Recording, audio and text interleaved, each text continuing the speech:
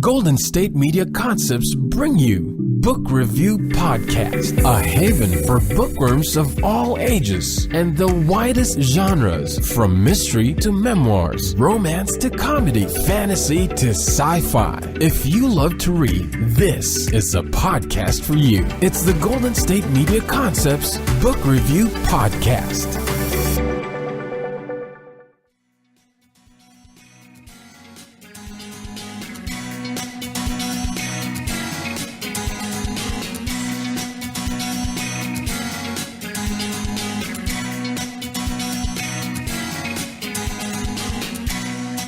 Hello and welcome to the GSMC Book Review Podcast, brought to you by the GSMC Podcast Network. I am your host, Sarah, and as I always say, I am so excited for today's episode, and it's always true. I am excited for each and every episode that I do, especially the ones where I have author interviews, which I have for you today. I am doubly excited today, though, because we are starting something new here at the GSMC Book Review Podcast, and that is that we have arranged with many of our authors, our upcoming authors that I'm interviewing, to have them send books for us to give away to you, my fabulous listeners. So there'll be more information about the giveaway at the end of this episode, but if this book sounds like something that you are interested in, then you should definitely stay tuned to find out how you can enter to be eligible for that giveaway. And as I said, I'll talk more about that at the end. And going forward, I will tell you which authors I am interviewing have books available for giveaway, and then there will be further instruction on those episodes as well. So lots of great reasons, even more. I mean, hopefully you tune in because I interview so many fabulous authors.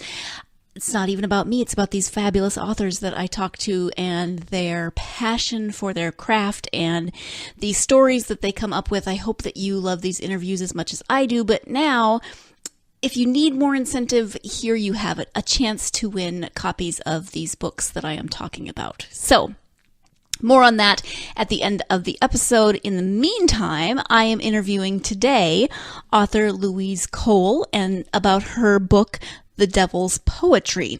I spoke with Louise recently from her home in England. I love doing international interviews. They're so much fun. I get to Skype with people around the world, and I was laughing at myself because it was 10 o'clock my time in the morning, which meant it was 5 o'clock in the evening Louise's time, and I kept wanting to say good morning, realizing that no, it's really evening for her. So that was just me being confused about the time, but it was so much fun to talk to Louise and hear about her book. So the book, as I said, is The Devil's Poetry. Let me give you the blurb from the back of that book. Callie's world will be lost to war unless she can unlock the magic of an ancient manuscript. She and her friends are being drafted, and many of them won't come back. When a secret order tells her she can bring peace just by reading from a book, it seems an easy solution. Perhaps too easy. But how do you make the right decision when no one will tell you the truth? Callie soon finds herself hunted, trapped between desperate allies and diabolical enemies. There are only two people Callie can trust: her best friend and her ex-Marine bodyguard. And they are on different sides. Callie alone must decide. Dare she read this book? What's the price? And who will pay? So this is a young adult book. It is obviously in the fantasy genre. It's great because it does ask that question of, what if something's too good to be true, is it? And of course, it's not as simple as read from a book and save the world. Books like this are never that simple. There's always challenges to be faced. There's always a journey to be undertaken. But even more than the difficulties that Callie faces in making that decision and carrying out her eventual decision, there's even more gray area in this book. There's all kinds of twists and turns and questions. As it said on the back, she's not sure who she can trust. She's not sure fully what's going on. And as the reader, we're a little confused too, because, it should just be that simple. Read from the book, save the world, right? And it's not. And so the book is full of really great different twists, things that you might not see coming, different angles at which Callie has to come at this problem. It's a really fun read. Full of lots of adventure. It is the first of a trilogy, so there's more to come. The second book will be out later this year. So that is the description of The Devil's Poetry by Louise Cole. So let's turn now to my interview with Louise and hear what she has to say about this wonderful book. Hi, Louise. Welcome to the podcast. Hi, Sarah. It's lovely to be here. Thank you. We are going to talk about your book, The Devil's Poetry, but before we do that, I would love for you to introduce yourself to my listeners, just so they can get to know you a little bit. I'm Louise. I live in North Yorkshire in England. I'm a journalist by trade, so that's pretty much how I pay the bills, because writing novels really doesn't pay your rent or mortgage, not for most of us. I've got 3 spaniels and currently a garden that's a huge field full of mud. Oh. So I spent huge amounts of my day hosing down muddy dogs. And I bet they love the mud. Oh, yeah. Yes. Sorry, my mind went off to spaniels frolicking in mud and being very, very happy. But that's not what we're here to talk about. So tell us about your book, The Devil's Poetry. The Devil's Poetry is set in a world very much like our own. The only difference is the political climate is much tenser, believe it or not, than today. So we're on the brink of a world war, a very polarizing issue around oil, and all of the young people are being drafted. And my heroine is given the chance to stop all of it, stop the national service and the war, if she reads from an ancient manuscript. And the book then is really about an exploration of that idea of, if we did have a magical solution, if we could wave a wand to stop war, to stop hunger, to stop famine, would we do it? Or would we, without knowing what the risks were, without knowing what the price was? Right. And it sounds simple enough. She is what they call a reader, and there's the book to read. Yeah. I mean, it seems simple enough, and yet it's not. It's a lot more complicated than that, and it's a lot more gray than that. It's not black and white. No, not at all. I think it's one of those kind of magical solution questions that, if we could go back in time to shoot Hitler, would we really? And risk changing the course of history, without knowing what the implications of what you're about to do are. Would any of us actually have the courage to do something that seems too good to be true? And so for a lot of the book, Callie, my heroine, is trying to work out not only how this works and whether it could work, but also who she can trust and what the price would be. Right. So talk a little bit more about Callie. What about her as the heroine of this book do you think will resonate with readers?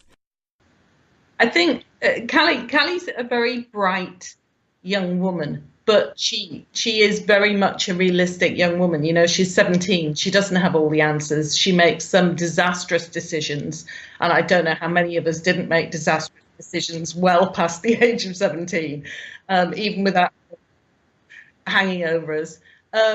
And I think the most obvious thing that will, I suspect, resonate with an awful lot of readers is that she loves books. They're her escape.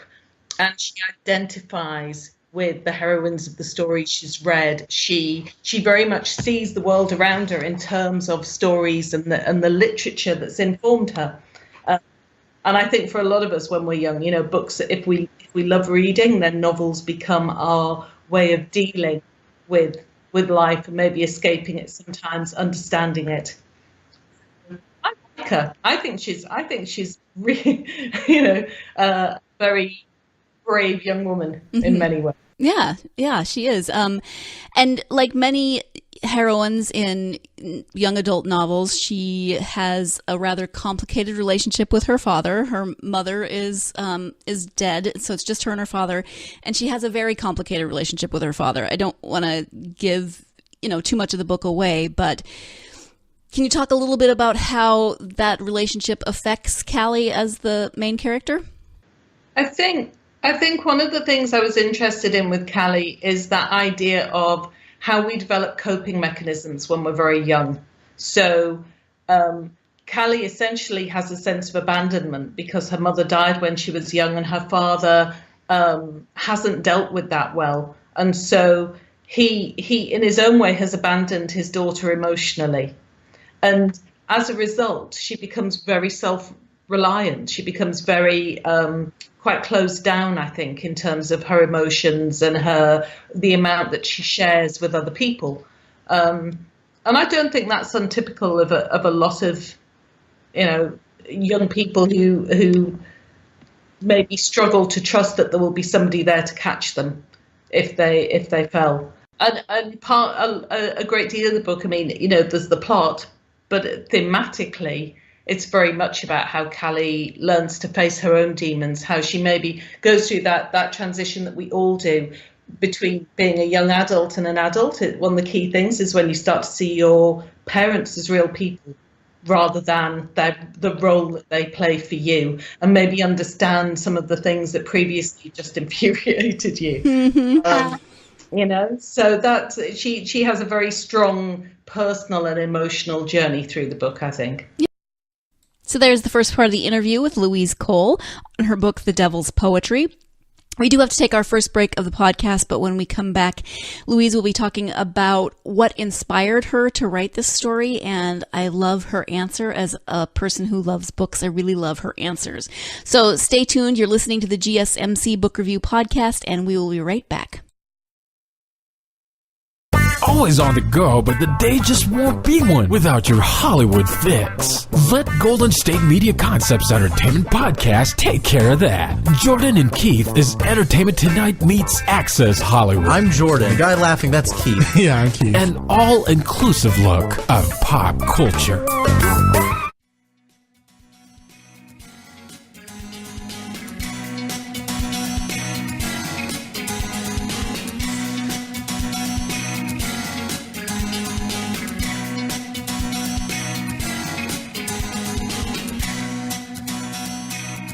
Welcome back to the GSMC Book Review Podcast. I am speaking today with author Louise Cole about her first book in her trilogy. The first book is called The Devil's Poetry.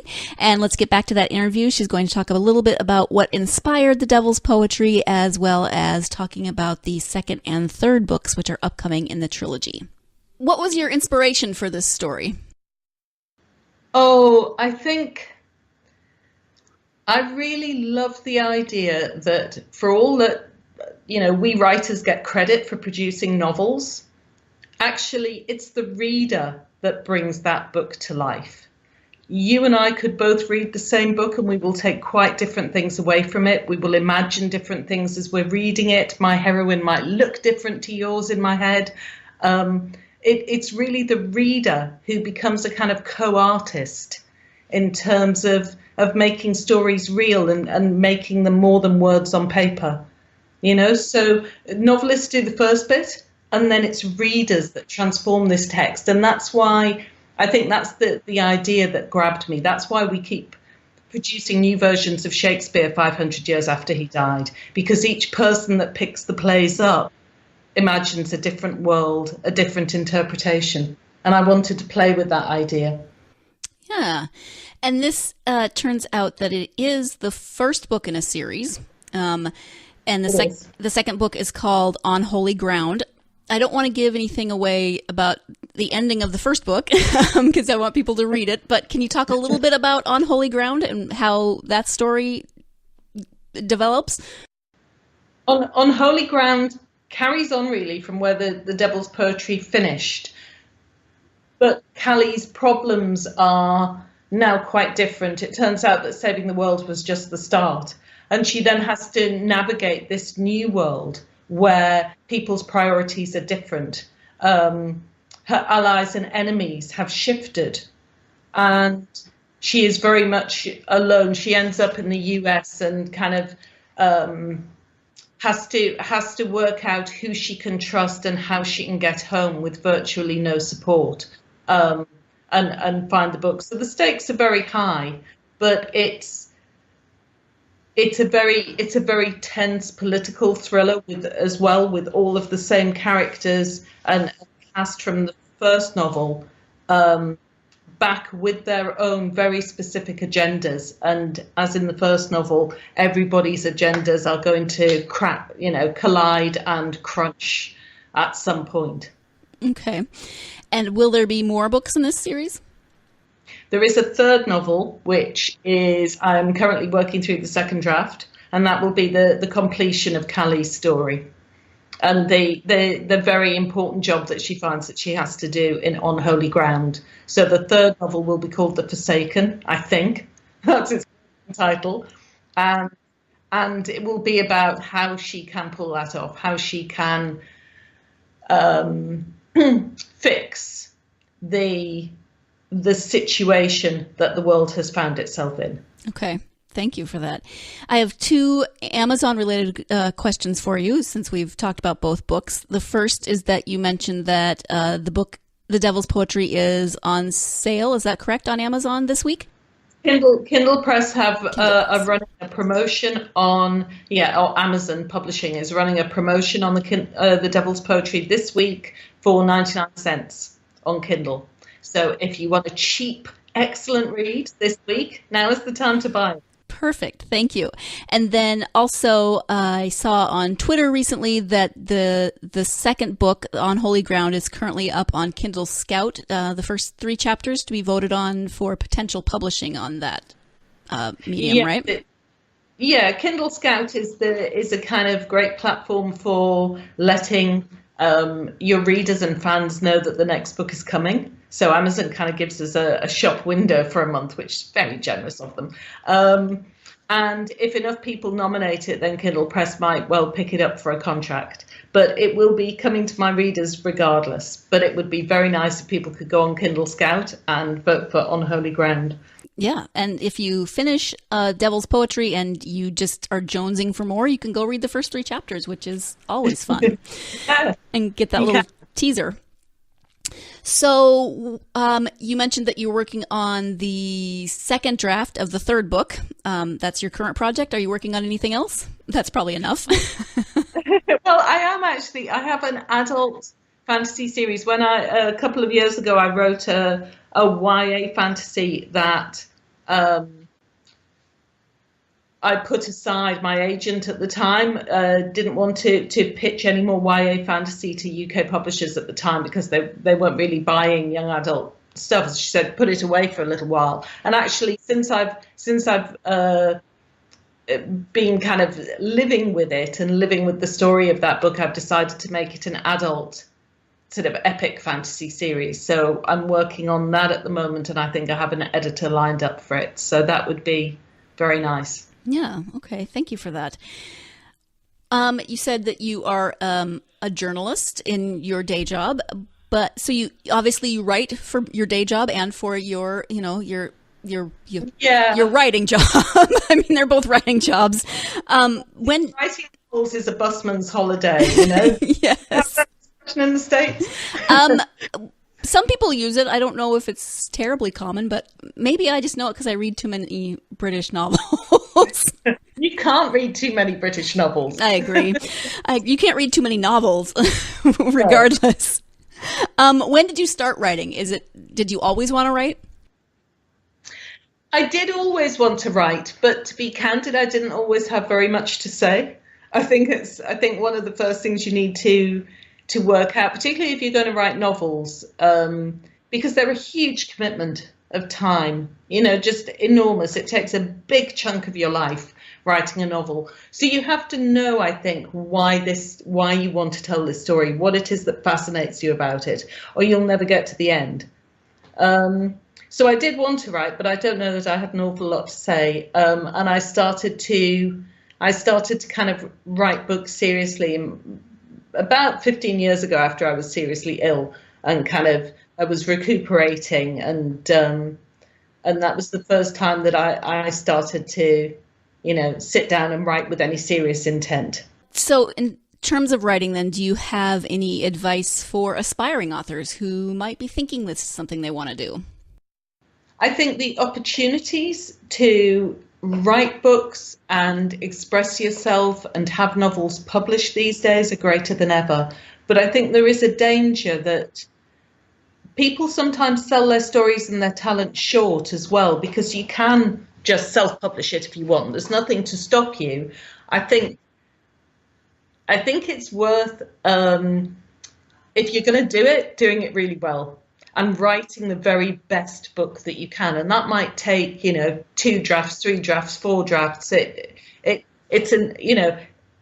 It's how long is a piece of string. There is no specific time length. But if you want to do it to kind of get rich quick, I'm not saying that's, hey, if you can, then go for it. I'm not saying that's not a valid choice.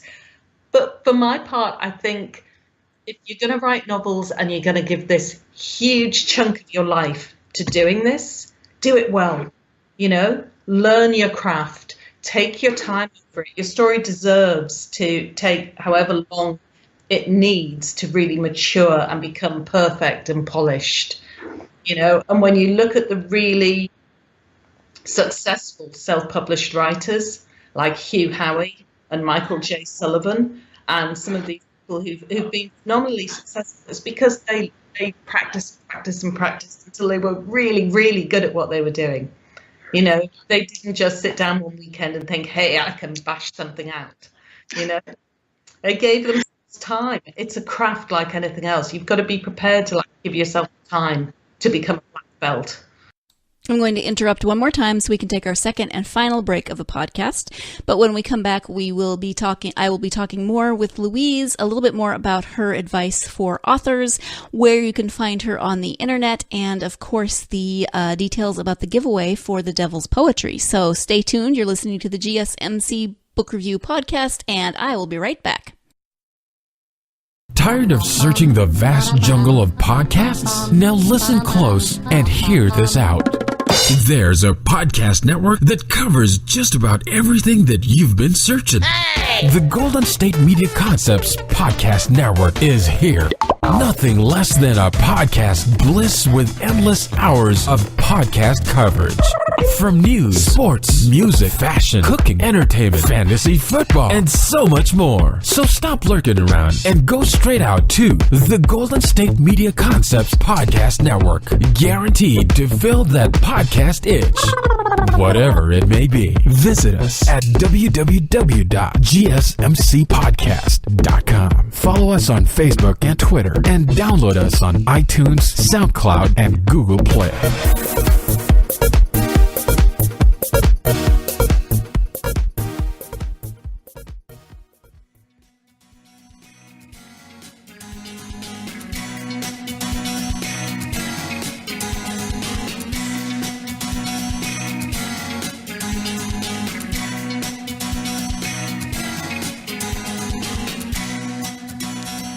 Welcome back to the GSMC Book Review Podcast. If you remember before the break, Louise was talking about her advice for authors, and that it's a skill like anything else that takes practice, that takes commitment, and that you don't just jump in and write something perfect the first time out. It does take practice, like so many things in life. So here we have the conclusion to my interview with Louise Cole. Right. So don't take the college approach of writing your final paper the night before, basically. No, just enjoy it, learn, live it, and not. I think the other thing I would say is have a very clear idea of what success means to you, because there are a lot of people who will count success in monetary terms. To be honest, in the UK, I mean, the average earnings for novelists are well under £10,000 a year. I mean, it's kind of minimum wage, stuff. You couldn't keep a family on it. You couldn't live on it. You probably couldn't keep your dogs on it, if I'm perfectly honest. So you're going to have to do it for other reasons. And some people are really successful. That's wonderful. In terms of money, then that's great. But there are lots of other things which constitute success, finishing your first draft, finding a reader who really loves it, getting a good review. There are lots of different ways of measuring success, and I think we should celebrate all of them. Yeah, I agree. So it sounds for you that writing can be kind of all-consuming. Do you include autobiographical elements in your books at all? Not deliberately. I'm not saying that I don't have overlap, for instance, with Callie, because I was also a teenager who loved books. So I guess to some extent, there's going to be common ground. But if anything, I steer away from my real life in fiction, because I think sometimes it's hard to write about things that you don't have any emotional distance from. That you need to have a certain perspective before you can actually kind of polish it and show it to people without it just being you bleeding all over the page. I think that there's and also I'm quite a private person. I don't want the story to be about me. I want the story to be something universal. Sure. Thank you. You love books. That's clear from your speaking today and from the book itself, because you have all sorts of literary references in the book, which I love. When you take the time to read, who are your favorite authors and what are your favorite genres? I did English at college many, many years ago. So I've read a lot of the classics and still love them. These days, I tend to read a lot of epic fantasy. So people like Scott Lynch, Patrick Rothfuss, Reddick, Robin Hobb, I think is a wonderful writer. If people actually manage to finish a series instead of doing, a Game of Thrones and making you wait 10 years, I love them even more. I'm getting to the point where I'll only start a series when I know that the third final book is coming. I absolutely hear that. And I love crime fiction. I love an awful lot of commercial fiction. I read a lot of YA, of course, because that's so far what I've tended to write. So, thank you. Where can people find you on social media, and do you have a website?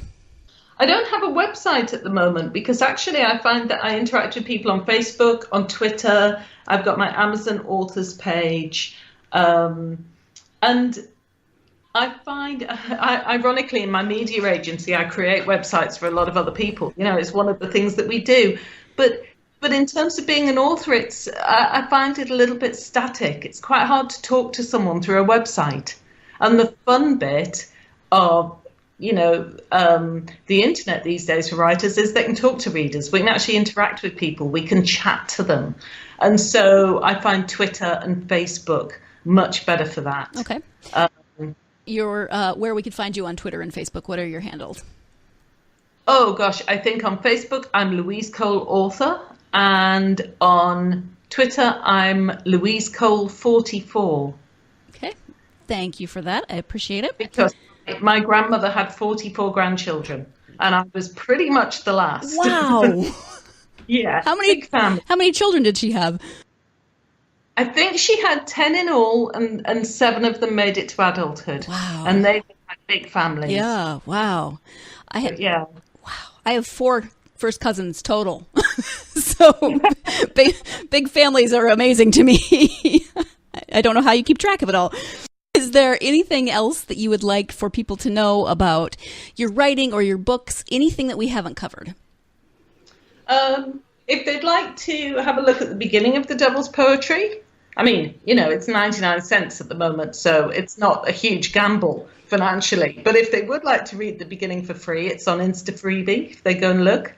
And there's also one of my young adult thrillers, a short story that's free on InstaFreebie called Mindless, which is one of my favorites. So if they would like to go and try that and see if they like my writing, they're very welcome. Wonderful. Thank you so much. Thank you so much for taking the time out of your day to speak with me, and we managed to get through our technical difficulties to chat. And thank you for the book. It's wonderful. I love Callie and her love of books, so that I always resonate with a reader, a character, who loves books as much as I do. So thank you for that. Pleasure. It's been great talking to you, Sarah. Thanks. Thank you again, as always, to my guest, Louise Cole, for coming on today and speaking with me about her book, The Devil's Poetry, the first of a trilogy. The next one is On Holy Ground, and it will be out later this year. Don't forget that you can go on to Kindle Scout and vote you can read the first 3 chapters of On Holy Ground. And if it's something that you want to read, if you want to know more about Callie's story, as I do, then you can vote and it might get picked up by Kindle Scout. Regardless, though, Louise did say that it will be out later this year. So thank you to Louise. Thank you to my listeners, as always. As a thank you, we are doing something new here at the podcast. As I mentioned at the beginning of the episode, we are starting to do some book giveaways, and this is our first one. So I'm excited that Louise's book gets to be the first giveaway for this. So if you are intrigued by The Devil's Poetry and Callie's story, and you would like to read it for yourself, and you'd like a free physical copy, you can enter the giveaway. All you have to do is go on social media, Twitter or Facebook, and retweet this episode. That's it. You just have to follow us on Twitter and Facebook and retweet or share this episode, depending on which social media platform you're on. You either retweet or share, and that will enter you into this giveaway. I will be announcing the winners next week, and yes, you have a week to enter. And our Facebook and Twitter feeds are in the show notes of this episode. You can find those down there, but I'll just tell you as well. Facebook, we are at GSMC Book Review, all one word. And Twitter, we are at GSMC_book review. So not too difficult. You can probably remember that. In the meantime, you can find all of our podcasts, not just the book review, but all 20 of our podcasts at www.gsmcpodcast.com. You can download those podcasts on iTunes, Stitcher, SoundCloud, wherever you go to listen to podcasts. And you can follow us on social media, as I was just saying. So in addition to Twitter and Facebook, you can find us on Instagram and Tumblr. Thank you so much once again to my guest, Louise Cole. Thank you to you, my listeners. I hope that you will join me next time when I will be speaking with author Jim Nelson about his book, Bridge Daughter. And it's another young adult book with another really great main character named Hannah. So you definitely want to tune in and find out, because Hannah has a very, very odd life compared to most 13-year-old girls. So join me on Thursday for that interview with Jim Nelson. Thank you again for joining me. I hope you will join me again next time. In the meantime, go out and get yourself lost in a good book. Thank you. You've been listening to the Golden State Media Concepts Book Review Podcast, part of the Golden State Media Concepts Podcast Network. You can find this show and others like it at www.gsmcpodcast.com. Download our podcast on iTunes, Stitcher, SoundCloud, and Google Play. Just type in GSMC to find all the shows from the Golden State Media Concepts Podcast Network, from movies to music, from sports to entertainment, and even weird news. You can also follow us on Twitter and on Facebook. Thank you, and we hope you have enjoyed today's program.